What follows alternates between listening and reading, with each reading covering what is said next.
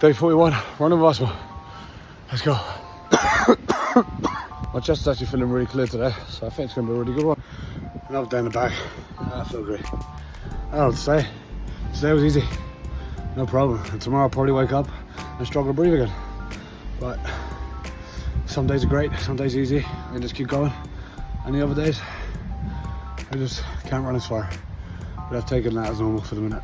So anyway, peace out.